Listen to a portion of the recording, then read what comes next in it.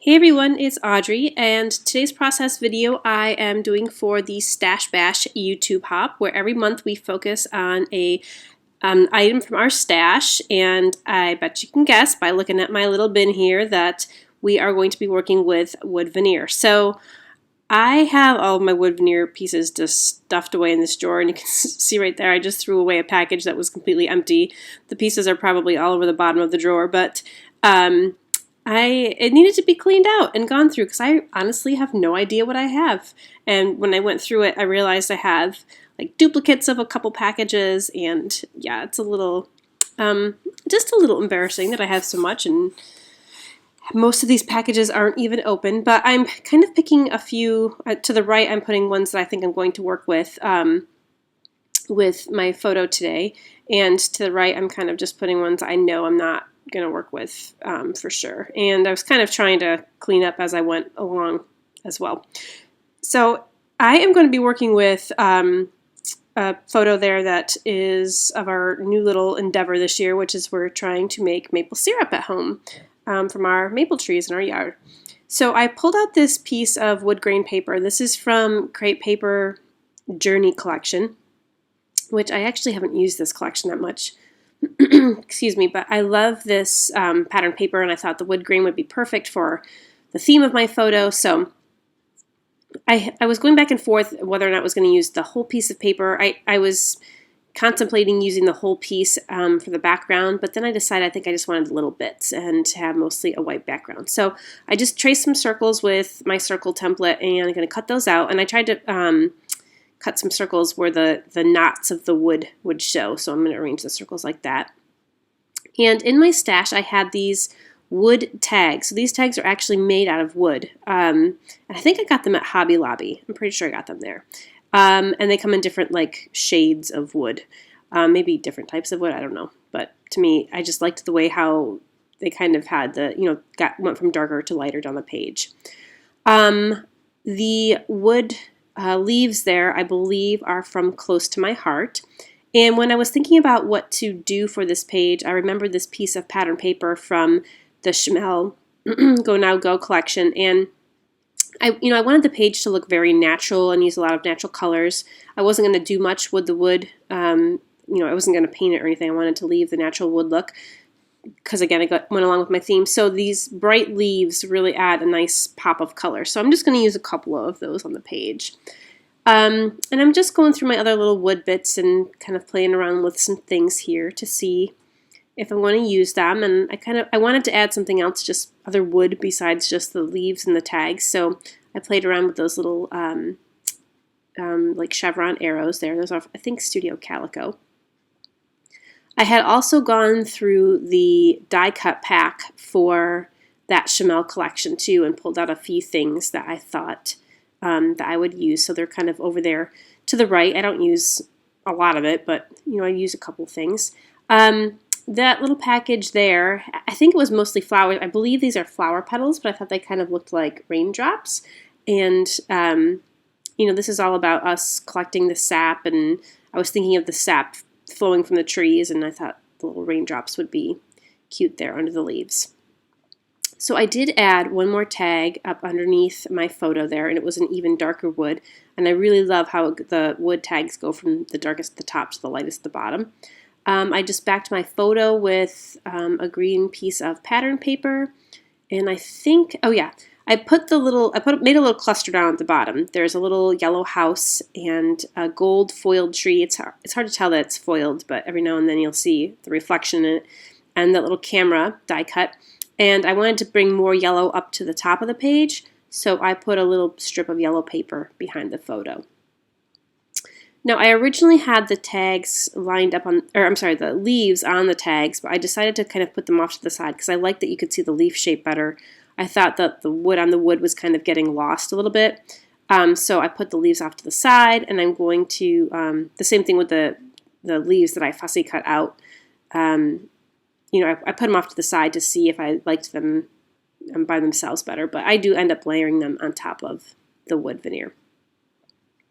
So I'm just picking through a couple of the other little embellishments for this collection, some puffy heart stickers and some sticky brad button things. I don't know what those are called anymore. They're not really brads because they don't have the prongs, so I still call them brads though. So brads it is. I brought in a little bit more blue in the background as well to, again, pick up some of the other colors in the page.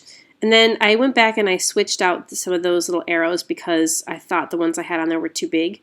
But I actually don't even end up using those ones either. So but I do like the way those look, but I ended up putting my title there instead.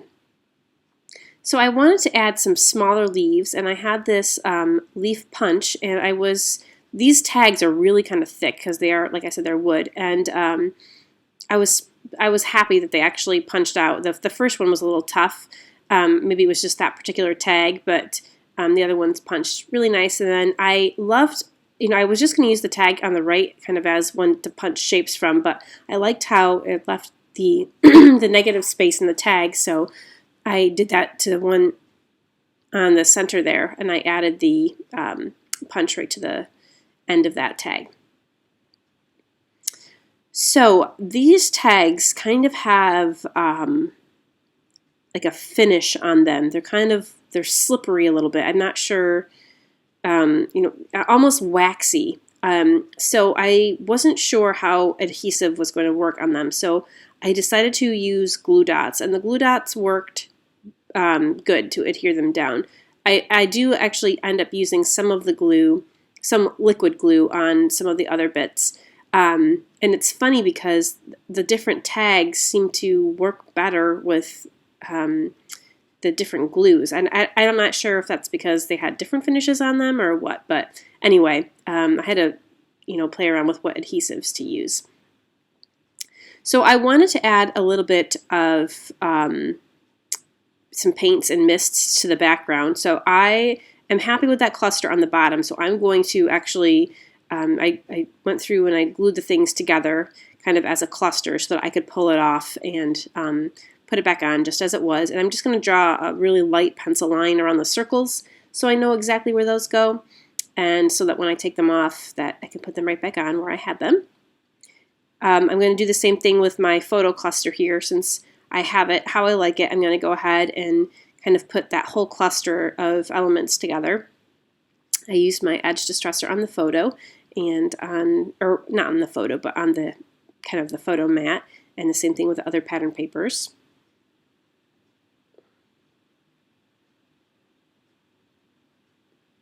And I'm going to just take all these off, and I kind of put them off to the side in little piles so I know what pieces kind of go together. Okay, so next step is I wanted to add some brownish colored mists and paints to the background. And I just pulled out a couple brown mists from my stash. And I first was just going to paint them on, but then I decided to kind of try the packaging technique. I cannot remember what this color is called. I think it's called, I don't know, maybe Barnwood, I think maybe. It's a little bit of an orangey brown, and I liked it, but it wasn't brown enough for me. So then I picked out this other color, which is actually one of my favorite colors to use. It's called Clay, and my bottle is just about empty. That's why I actually had to pour it out. And it's more of a grayish brown. And actually, I would even say, well, it has a little tint of brown to it, but it's a really pretty color. I've used this so much on so many pages, just for splattering inks, but it's really pretty. So I applied a lot of water to it, and then I keep adding a little bit more water to the top, and I pull my page up and kind of tap it on the table because I wanted the drips of water to run down the page. So the whole purpose of this is I'm thinking of like sap running from the tree. However, when you actually collect sap from the tree, I don't know if you know this, but the sap is actually clear. It looks just like water when we collect it in our buckets. So it's not actually brown. But anyway, that was the inspiration for my background here. So I like how those drips look, and I don't know if you can see this, but there's kind of like some swirls on the paper there. I don't know if that was from the package I used to smush the ink with, because it had some dried up paint on it, or I don't know if that was because of this paper. So I don't know. I don't know if you can see it in the final page either once it dries. It's kind of strange, those kind of swirls in the background there. This cardstock, by the way, is supposedly you don't have to use gesso with it, and it is very thick. It's from Basil. It's called Marshmallow, and I've heard and read different people using this and not having to use gesso, and actually it held up really good without using gesso. So, and I put a lot of water in the background, so I was happy with that. So I'll definitely be using this a lot more if I do mixed media backgrounds.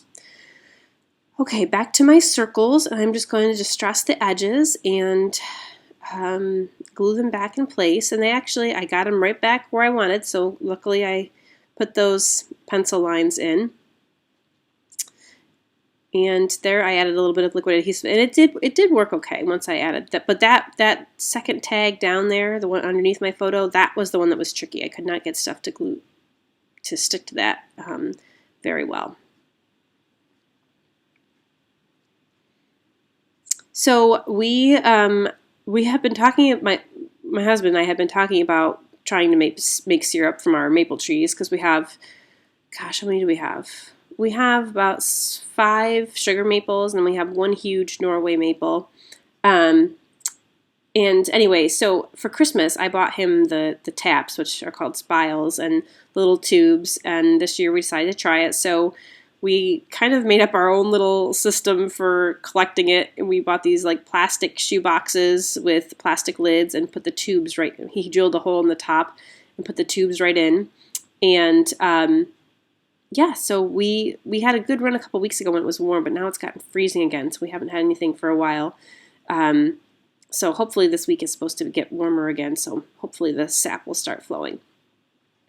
Okay, so I am gluing all my bits on here, and I decided to angle those leaves a little bit. Originally I kind of had them straight up and down, but I kind of like them tilted a little, so I added a little tilt and just glued on the fussy cut leaves right on top.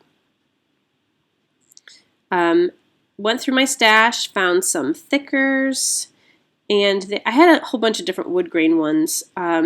These ones would not stick to this tag. Again, like I said, that tag has a finish to it, and they just would not stick. I also decided I probably should have added my twine before I added all my embellishments and stuff on. I mean, I knew I was going to add twine. I don't know why I waited to the last minute to do it. It would have been much easier to do it before, but anyway.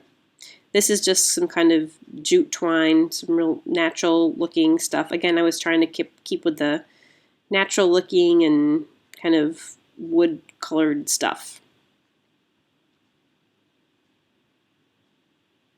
All right, so those thickers, I actually end up replacing them because they just did not stick. And I did not like the letter F. It looked like the other letters were uppercase and the letter F was lowercase.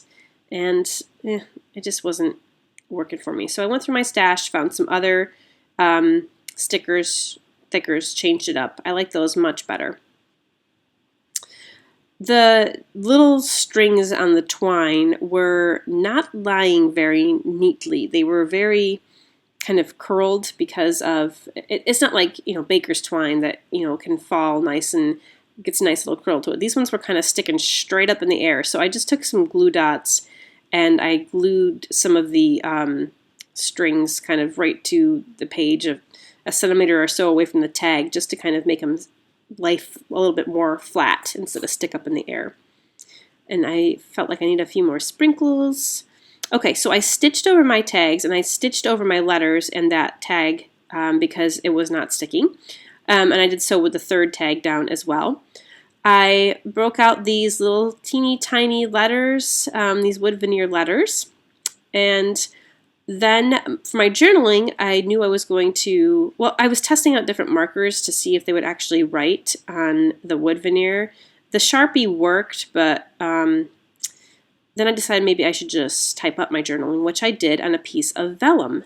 And then I realized it's not going to fit on the tag with the word syrup there, which I had already glued down. So I just grabbed some sticky dots sheets from ThermoWeb from my stash, added them onto the word syrup and stuck my vellum right on top, and there it is. I love how that looks, looking through the vellum like that. There's my final page. And I am so happy with how this came out. I just love the natural look. There you can see the word syrup through the vellum. So be sure to go check out all the other ladies on the Stash Bash YouTube hop. Their links will be in the description below. I think you will be inspired to pull out your wood veneer this month. Take care, and we will see you very soon. Thanks for stopping by, and stay scrappy, friends.